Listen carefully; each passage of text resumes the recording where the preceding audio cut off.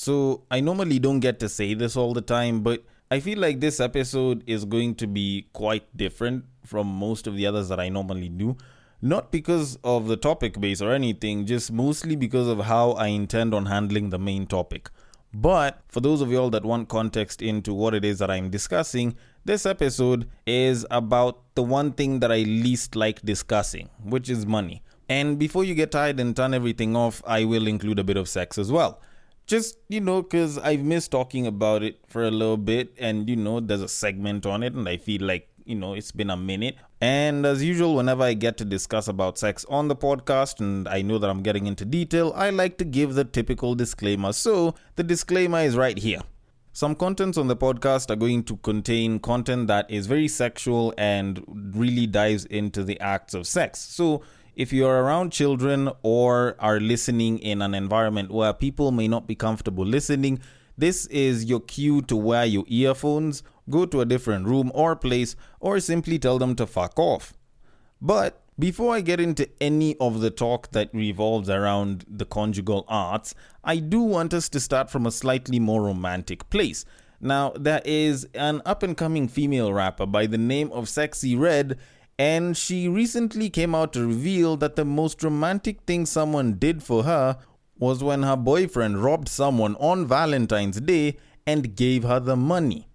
Now, I don't know if it's just me, but in terms of situations where people make you question how people function when they're in love, doesn't this one add on to the whole thinking of love could actually be blind to some shit?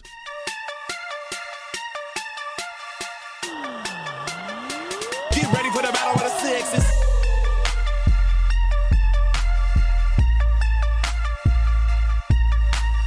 This also does point out that women can be particularly dumb whenever they're looking at something as quote-unquote romantic, because when you kind of think of the stuff that a lot of women will be like, "Aww," and they think about as like romantic, half the time, if you remove the feels out of it, it usually looks like a very, very dumb thing that someone's done.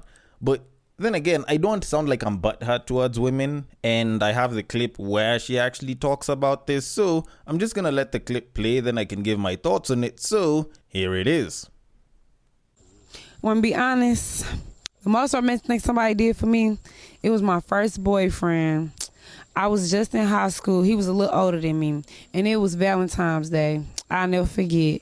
He robbed somebody and gave me the money and gave me the bill he stole, and it was just so sweet because he was out of breath and stuff. He's like, "Here, I just got this for you." I was like, "Oh, so sweet. Thank you," because nobody never did nothing like that for me. He stole for me, so I'm like, "Oh, you did that for me, really?"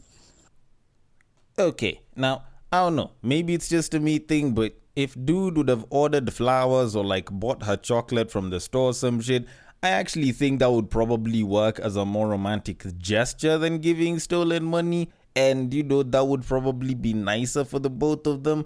Although, then again, I do know that there might be some women that might be okay with that shit, considering that nowadays there's a lot of babes that are very into the idea of dating a scammer or a wash person, or just someone who takes part in some online fraud shit that flaunts money. Because, granted, when you think about it, the kind of money that they wish the guy will give them is technically stolen money. In most cases where it's like, scamming or fraud or some shit. Or even some of the wash money. It's money that's technically been stolen. And a lot of women nowadays talk about how they would want to date a guy who does some of those things so that they can get access to that money. And the interesting thing is, even those guys that have access to that money, it's not like they just freely give it out to the babe. They actually use my form of thinking where they will go and they will blow money on her getting drinks, on like her going for certain experiences, like taking trips and shit. And, the guy doesn't mind paying for that shit. Like, of course, it's stolen money, but at least, he filters it out by giving an experience or buying some shit for them so that they can feel good about it.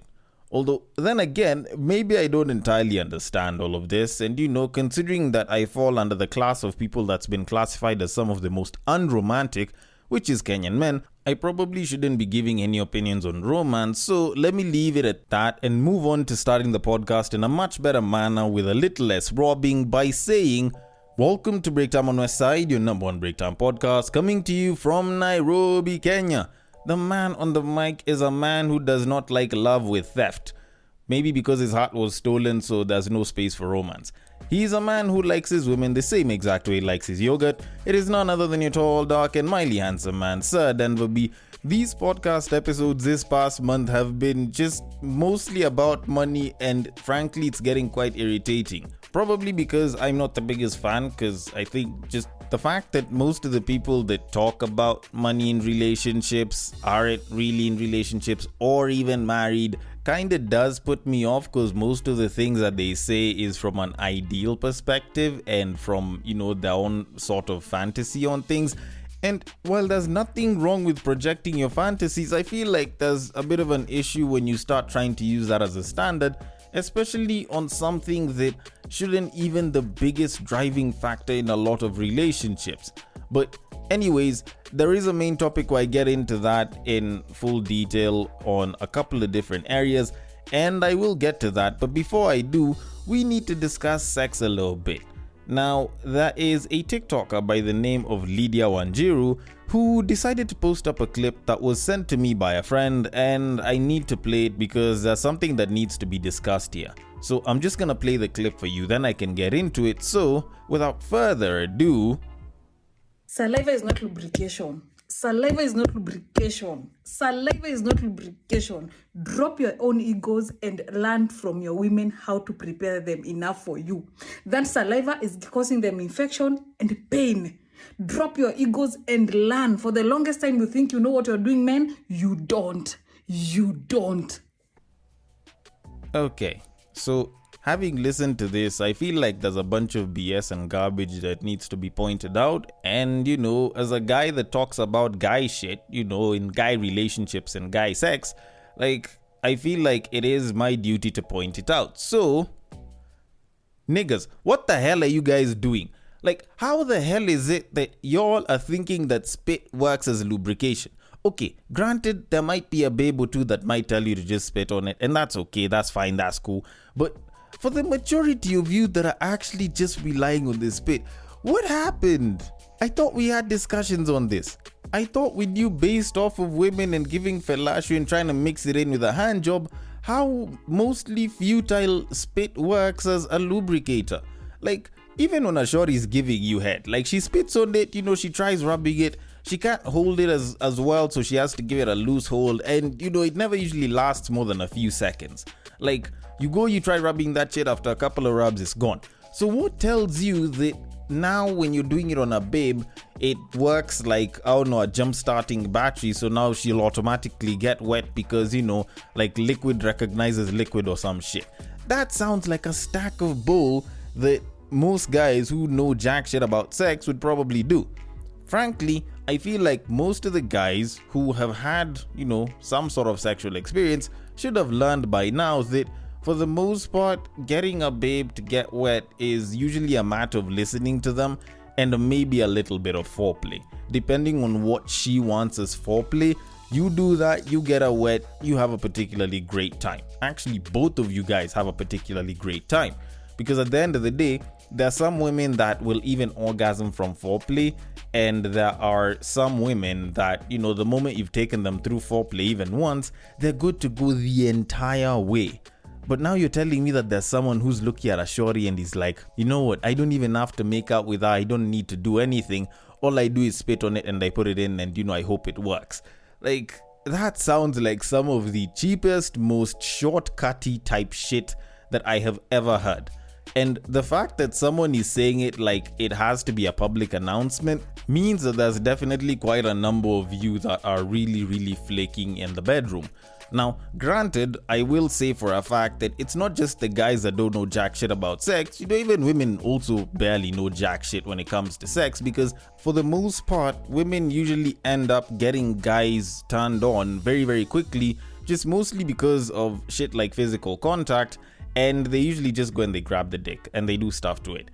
Besides that, it's not like women are particularly good. It's not like they know the exact technique to make a guy nut or anything, or the best places to touch and all. For the most part, they're also just trying to figure their way out. It's just the guy is required to know a little bit more to get the babe there, and it takes a lot less work to get a guy to orgasm.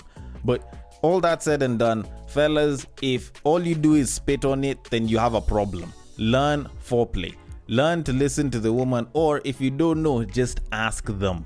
Ask them what it is that they want and listen to what it is that they want and flow with it and give them what it is that they've asked for. And then once they get there, they will most definitely make your experience that much better because you won't need to spit on it in the first place. All that to say, I'm a little bit embarrassed that dudes are still being told this shit in 2023 after people have had numerous conversations on sex. But I will leave it at that and I will move it on to our main topic of today. Now, of course, I do have a clip that involves money, but like I said earlier on, this episode's a little bit different. And it's because I don't just have one clip for the main topic, but I have a number of them. Normally I don't do that. Normally I just get one and I stick to it, but I looked at my stockpile of September content and I realized that I had quite a number of clips from, people talking about money in relationships, and I figured I should probably clear it all so that I don't have to talk about it for a while. So I have quite a number of clips here regarding money and relationships, and I will get to them hopefully in some sort of an order, but at least I will save the worst one for last. Just so that if you're tired of wild opinions from people regarding this topic, then you know exactly what to find and also avoid it. So I'm going to start with one that seems a lot more agreeable for a lot more people, more so guys. So here it is. Honestly, I feel like if you're really trying to change your situation, you don't like your credit score, you don't like your bank account, you don't like the place you are in life, right? Why the hell are you focusing on women? Yeah. Focus on your grind, focus on your bag, focus on changing your class in society, then you can go back and double back. And I mean, don't get me wrong, if the right woman shows up in your life, whatever the case may be, and y'all grind it out, because I see that happen every day, then absolutely make it happen, make it count, and y'all build something together, right? But your main focus and main priority should not be courting women. Your main focus and priority should not be, hey, yo, what's up, ma? Let me take you out, and then you out here. And then the worst part about it is you going on that date, you ask her to split the bill. Brokey? Okay, so minus most of what he said about, the whole going on a date thing, I think most of that advice is actually very, very true and very, very right. And it actually does count as good advice. Except that I don't think that it counts as good advice for every guy on every age range. I think it's very age dependent because when you look at it, it is something that works well for younger guys. But for older guys, this information can be pretty subjective because it matters quite a bit on age sets. So if you're looking at a guy who's maybe early or mid 20s going to 29 years old, then this is great advice. This is really good advice for guys like that, because if you don't have anything running with a babe and you want to build a good solid foundation for if you choose to have a family in the future, then your 20s is the best time to test out and try and build some sort of a foundation for whatever possible family you have. And if you're not financially stable, then that's the best time to start getting yourself out of that situation. And to give some general context, by financially stable, I mean you can afford your bills, you can afford your rent, you have a little bit of disposable income, and you have some money that you can put in savings or you can invest it, and it counts for a certain percentage of your salary, maybe 10 to 20%. That, I think, can count as financially stable, and it doesn't necessarily range between a certain amount of money. Now, when you're looking at a guy that's between the age of 30 to 35, then they can take a little bit of their time, or at least a little bit of the energy and efforts into the dating market, and that's perfectly okay. Some people would say you should dedicate a certain timeline, maybe 3, 4, possibly 5 years to, going on full grind mode and building something, and that works as well. But this is the point in time when most people will be thinking about settling down, so having some sort of a good financial foundation is particularly important, because now when you start getting into your 30s, this is when you having some sort of a financial incentive to be dated actually starts to pick up steam. Because when you're in your 20s, that wasn't necessarily all that important. You could meet an age mate and that was fine. But now if you are trying to hit on women that are younger than you, there's a pretty good chance that, you kind of have to splurge a little bit of money here and there. Now, if you are above the age of 35, so like 36 to like 40 and above, at that point in time, now you will have to be very, very active in the dating market, as well as putting in work into your grind, because the dating pool for you will have shrunk so much. And if you are trying to go for younger babes, you will require a much bigger financial incentive, or you will require more of a financial incentive than a character incentive. Like, yes, you can go for your age mates, you can find someone, but it'll be harder because the pool is a lot smaller, because a lot more people will most likely have settled down. And with the current dating standards today, if you're in your 30s and you're going for a 24-year-old babe, then she's going to expect you to be paying for a bunch of shit, or you expected to treat her a certain way, which will come with some level of a financial incentive. So all that to say, whatever dude said was actually good advice. It's just that it only works well if you're a particularly young guy, as opposed to someone who's like in his mid to late 30s or 40s or some shit. To which I will tell you, be in the dating market and accept your current situation and just try to work on making it better, but still be an active member of the dating club. With that said, I will move it on to the very next clip. So here it is. Besties, what's up? Listen, I gotta say this. A lot of people gonna get mad at me, but I'm just gonna say it. And I want to speak to a particular group of women where it's like, the question is, why do you feel so entitled to the money of the man that you having sex with? Why do you feel entitled to his money? No, real question. This is not a judgment question. This is just a real question. Like, why do you feel entitled to his money? Because you're having sex with him? Girl, I just seen him blow $30,000 at the casino. He can buy me that $18,000 watch. It's just $18,000. I seen him blow it. You know what he was doing? You know what that was called? Doing what he want to do with his own money. That's what. Because this is the thing. I used to think just like that. Before I started making my own money and I was like kicking it with niggas for lunch dates and little bullshit like that, knowing that I was broke as hell. When I started making my own money, my whole life changed. I remember one time I got so mad at this guy because he spent $5,000 at the blackjack table in 10 seconds. I'm like telling my friend like, oh, well, he should have asked me if I had food in my fridge before he spent all that money. He didn't even ask me if I was straight. Bitch, you knew you ain't had no food in your fridge before you went out. And why is it his job? Cause he fucking you? Girl, gone. You's grown. And I know y'all gonna talk shit about my relationship. Oh, well, you with a nigga with money. And, yep, and he with a bitch with money too, bitch, period. And when you make your own money, you realize that the relationships that you have, a lot of them are out of survival. So when you have your own, you're with people because you really want to be. Okay, is what she's saying particularly true? Yes, although I feel like the whole feeling entitled to a guy's money because you're all screwed, I think is maybe very, very misleading to a lot of babes. Like, I feel like I discussed this probably 2 or 3 episodes ago, where I said that, sex is an equal level transaction. Yes, women will hold the keys to sex, but men will carry the energy to turn those keys. At the end of the day, that isn't something that guarantees that the guy is supposed to treat you a certain way, and any other treatment that he gives you because you guys screwed is purely out of his goodness and out of his choice. Now, I'm not saying that men should treat women like shit. I'm just saying that it's not like they have to treat women a certain way because they screwed. Now, with that said though, the whole thing that she was talking about, being with a guy who had all this money and he was blowing it all, it actually did sort of remind me of something that I've sort of noticed over time, that a lot of times women will play a financial or the financial long game with a guy who makes a lot of money as opposed to a guy that doesn't make as much.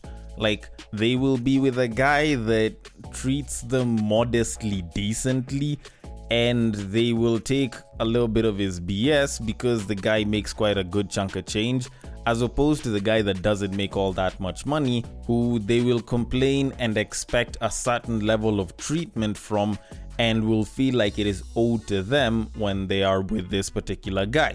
And I personally believe that for the most part, they think that, him having money ensures some level of long-term stability and, better relationship quality over time, as opposed to the guy that doesn't make as much. But I could be wrong about that. But with that said, I do have another clip that I need to put out there. So without further ado, listen, a lot of women in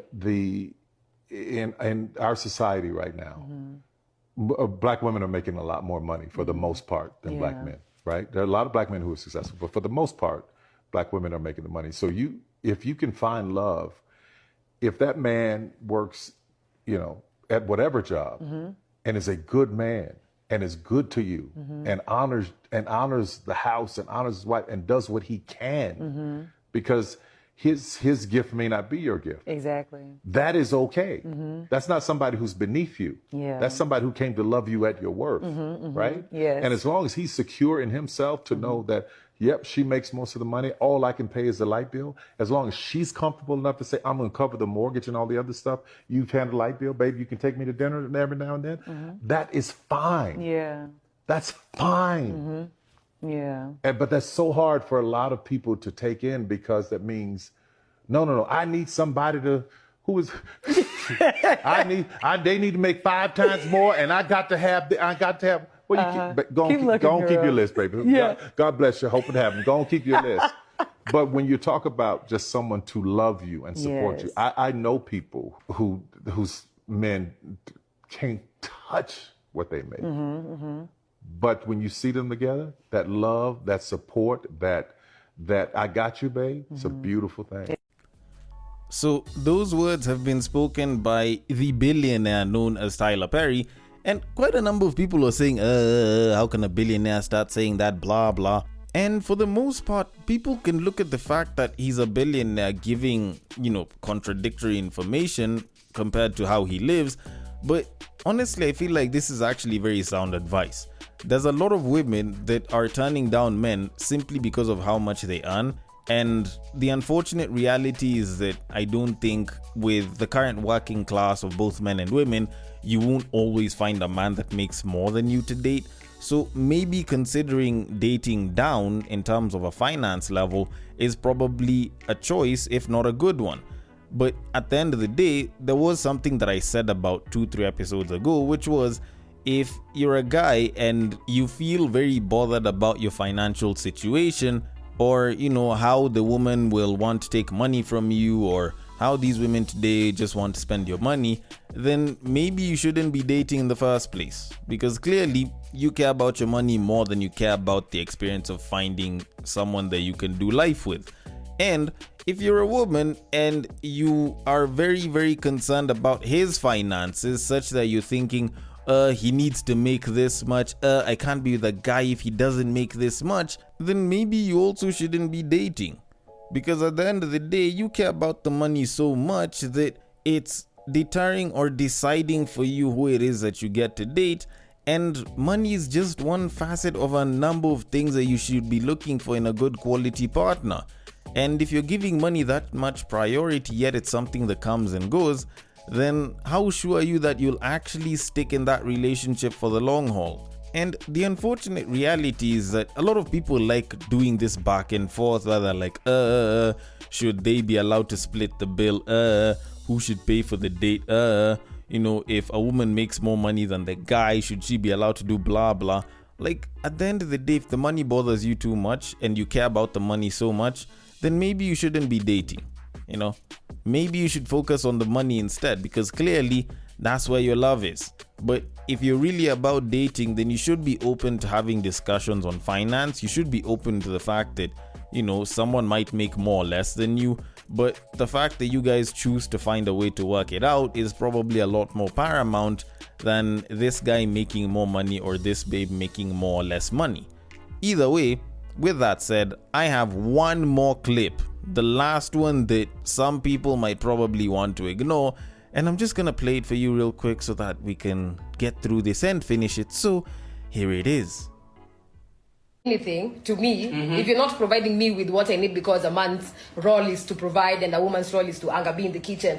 If you're not doing all that and you expect me to submit, I'm not going to submit. I submit to money. If you have no money, there is no submission. I don't care what the Bible says. I don't care what you believe in. I don't care what Tomboy told you in 1900. I cannot submit to you if you don't have money, because guess what? In the Bible, as you are telling me, a woman's role is to be a helper and be submissive. A man's role is to do what? The last time I checked, the punishment was to toil. And another thing is love your wife as Christ loved the church. So I don't think Jesus chooses who is going to love and who is not going to love depending on time nimefika home. So then me. You know, it's actually kind of interesting how someone is like, I don't care what the Bible says, and then goes ahead to quote the Bible like 20 seconds later. Like, that shit is a little bit wild though. But anyways, with that said, I want to highlight that this was actually taken off of a radio show, so there's a pretty good chance that this babe was just saying this to stir people up. And I don't think, or I'm hoping, that that's not how she really thinks about submission and, you know, dating and money and shit. Because to be honest, if that's what she thinks, then I don't even need to repeat what I was saying earlier on. Like, if you care about the money so much, like, you know, there you go. Because for the most part, you find that a lot of times people will have ups and downs when it comes to their finances. And not unless if you have generational wealth or you're a part of the elite, so you guys are always going to be riding high in money. Like, at the end of the day, it's not like guys are always going to be balling. It's not like money will always be there for everyone, or at least even for most guys, even the most financially prudent ones. So at the end of the day, you know, you kind of have to feel sorry for such people, because it's not like they're a part of the elites or like generational wealth, and the chances of them actually getting with those people is also particularly low, because they usually tend to intermingle with their own sorts. So with that said, I think I can conclude by saying that I am tired of the money discussion, and I feel like we've discussed it through and through, and we should probably be done with this entire topic. I feel like it shouldn't be something that should pop up for at least a while. And, you know, at the end of the day, I think that people give too much importance to it today than it should even have. And yet, this is the same particular time that both genders can work and make roughly the same and even higher amounts of money than ever before. But then again, considering that I am the single unmarried guy that's talking about money, maybe I might be wrong about all of this shit, or even most of it. Either way, I want your thoughts on it. The DMs are open on IG, on Facebook, it is at Breaktime on Westside, on Twitter, it is at Bagaka the D. Thank you so much for listening all the way till the end, and I will catch you guys on the next break.